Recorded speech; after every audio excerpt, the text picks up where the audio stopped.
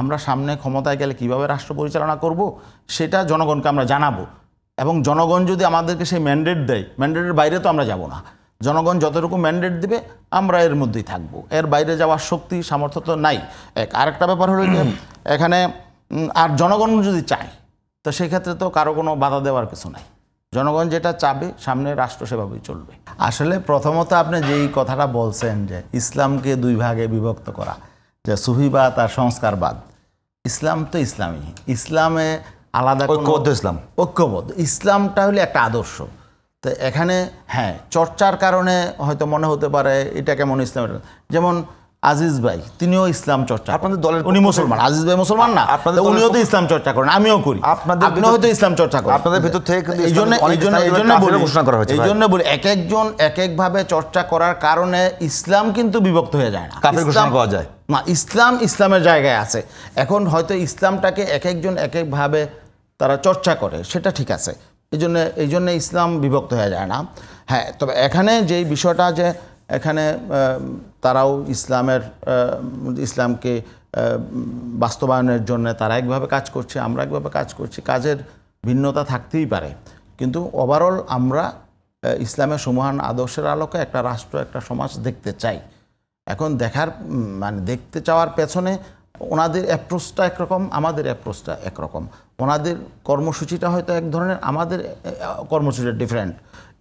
তাছাড়া আমাদের এবার যে মোটা দাগে আমাদের আমির পীর সাহেব চরমনাই যে ঘোষণাটা দিয়েছেন যে ইসলামপন্থীদের একটা বাক্স, তার মানে কি এই বাংলাদেশের মানুষ যাদেরকে মনে করে যে ইসলামের নির্বাচন, হ্যাঁ জনগণের ঐক্যটা মানে ইসলামপন্থী জনগণের ঐক্য, এখানে জনগণ যাদেরকে মনে করে যারা ইসলামের পক্ষে শক্তি এবং যেই সমস্ত পকেটগুলোতে ভোটগুলো বিভক্ত আছে, আমরা চাচ্ছি যে এই ইসলামপন্থী ভোটগুলো একটা বাক্সে আসুক।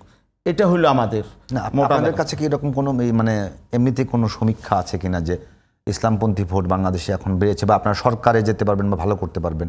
এবং আপনারা এরকম ওই সমাবেশে কিন্তু বলেছেন যে আপনারা আগামী দিনে সরকার, না ইসলামপন্থী ভোট যদি এক জায়গায় আসে তাহলে তো আমাদের তো বিশ্বাস এখানে ইসলামের সরকার গঠিত, ইসলামপন্থীদেরই সরকার গঠিত হবে। কারণ এখানে অধিকাংশ মানুষ ইসলামের প্রতি তাদের ভালোবাসা আছে এবং ইসলাম চর্চা করে, এবং এখন বর্তমানে যে অবস্থা ইসলামপন্থী রাজনৈতিক দলগুলোর প্রতিও মানুষের আস্থা তৈরি হয়েছে।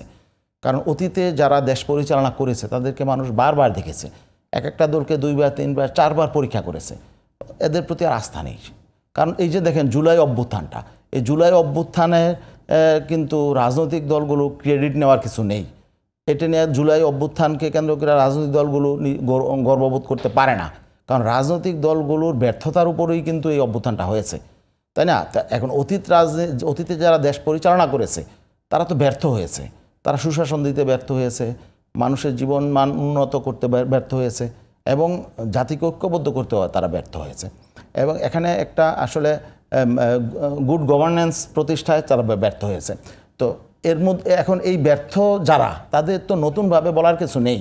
এখন বিকল্প শক্তি আসলে ইসলামী শক্তি। তো এই জন্যে এবার ইসলামী শক্তির প্রতি জনগণের একটা প্রত্যাশা তৈরি হয়েছে। এই প্রত্যাশা পূরণের জন্যই আমরা বিশেষ করে মেজর ইসলামী সংগঠনগুলো, ইসলামী আন্দোলন বাংলাদেশ, জামাত ইসলামী, এরা ভাবছে যে ঐক্যবদ্ধভাবে আমরা গেলে জনগণ আমাদের সেই প্রত্যাশিত যে রাষ্ট্র এটা হয়তো পাবে, এবং জনগণের মধ্যেও সে এমন একটা আকাঙ্ক্ষা তৈরি হয়েছে। তো জনগণের সেই আকাঙ্ক্ষা বাস্তবায়নের জন্যই কিন্তু আমরা এমন একটা ঘোষণা দিয়েছি। রাষ্ট্রটা কেমন হবে একটু বলবেন? রাষ্ট্রটা কেমন হবে সেটা আমরা তো প্রত্যেকে নির্বাচনে যাওয়ার আগে আমরা একটা উদাহরণ আমি বলি প্রত্যেক রাজনৈতিক দল কিন্তু নির্বাচনে যাওয়ার আগে একটা ইশতেহার ঘোষণা করে না? না গাজী ভাই, আমি বলি আমরা রাষ্ট্রটা কেমন হবে, ইসলামপন্থীরা নির্বাচনে জয়লাভ করলে আপনারা কি রকম রাষ্ট্র ব্যবস্থা কায়েম করবেন বা এরকম কোন রাষ্ট্র ব্যবস্থা উদাহরণ আপনাদের কাছে আছে? না, ইসলামপন্থীরা গেলে এখানে অনেকের একটা ধারণা হলো, একটা যে নেগেটিভ ধারণা, যেমন রাষ্ট্র সব উলটপালট হয়ে যাবে। কোনো কিছু উলটপালট হবে না। যেটা হবে যে এখানে যে অন্যায় আছে, অবিচার আছে, জুলুম আছে, এগুলো থাকবে না। আর এখানে যারা অন্যায়কারী তারা প্রশ্রয় পাবে না। যারা সৎভাবে কাজ করছে একেবারে সেই সেক্রেটারিয়েট থেকে নিয়ে একেবারে সর্বনিম্ন পর্যন্ত সততাকে, বিচার ব্যবস্থা এবং ইসলাম শিক্ষা ব্যবস্থা কি ওই ইসলামী ধারা চলবে নাকি চলমান? বিচার ব্যবস্থা কিভাবে চলবে শোনেন, বিচার ব্যবস্থা এটা তো সংবিধানের সাথে রিলেটেড। বিচার ব্যবস্থা আমি ক্ষমতায় গেলেই পরিবর্তন করে ফেলবো, এটা কিন্তু সম্ভব না।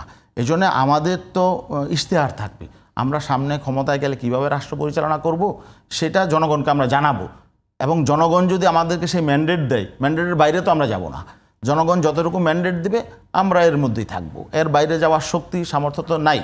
আরেকটা ব্যাপার হলো যে এখানে আর জনগণ যদি চায় তো সেক্ষেত্রে তো কারো কোনো বাধা দেওয়ার কিছু নাই।